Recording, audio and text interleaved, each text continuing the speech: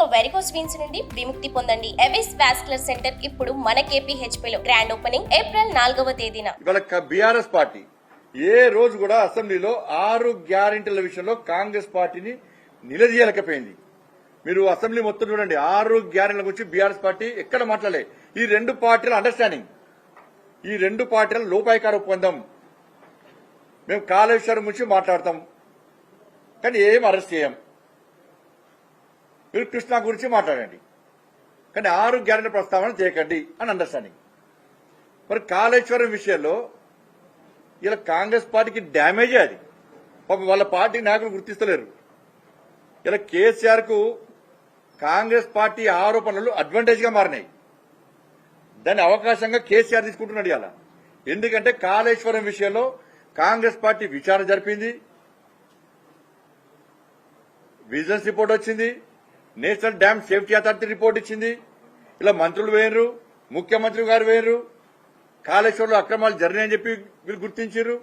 కానీ ఏం criminal action తీసుకుంటలేరు.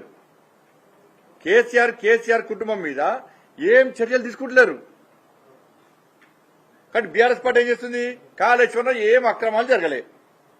Congress party ఎందుకు చర్యలు తీసుకోలేకపోతున్నది? మీకు చర్యలు తీసుకోవడంలో ఉన్నాడు అభ్యంతరాలు ఏంది? మరి తీసుకోకండి, సిబిఐకి కోరండి. సిబిఐకి ఎందుకు కోరతలేరు?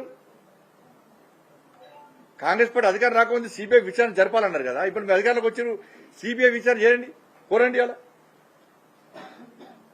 ఇవాళ కాంగ్రెస్ పార్టీ కేసీఆర్ కుటుంబం మీద, కేసీఆర్ మీద కాళేశ్వరం విషయంలో వెంటనే క్రిమినల్ యాక్షన్ తీసుకోకుంటే, కేసీఆర్ ఆస్తులు జప్తు చేయకుంటే ఇలా కాంగ్రెస్ పార్టీని తెలంగాణ రాష్ట్ర ప్రజలు నమ్మరు. వీరిద్దరు కుమ్మక్కు రాజకీయాలు చేస్తున్న విషయాన్ని ఇలా ప్రజలు గ్రహిస్తారు. ఇంకా ఆలస్యం ఎందుకు? ఇక అసెంబ్లీ వేదికగా బీఆర్ఎస్ పార్టీ వైఫల్యాలు చెప్పారు కాళేశ్వరం విషయంలో.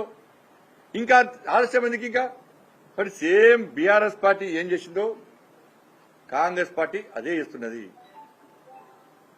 గిట్నే కమిటీల పేరుతోని బీఆర్ఎస్ గట్టి కాలయాపన వేసింది. ఇలా కాంగ్రెస్ పార్టీ అధికారంలోకి వచ్చింది. ఇవాళ నయీం కేసు ఏమైంది? నయీం మీద సిట్టేసిర్రు, ఏమైంది? ఓ టిప్పర్లు డాక్యుమెంట్స్ దొరికినాయి, ట్రాక్టర్లు లారీలు పైసలు దొరికినాయి అన్నారు. ఆ పైసలన్నీ కేసీఆర్ కుటుంబం దగ్గర ఉన్నాయి. నయీం కేసులో చాలా మంది రాజకీయ నాయకుల ప్రమేయం ఉంది.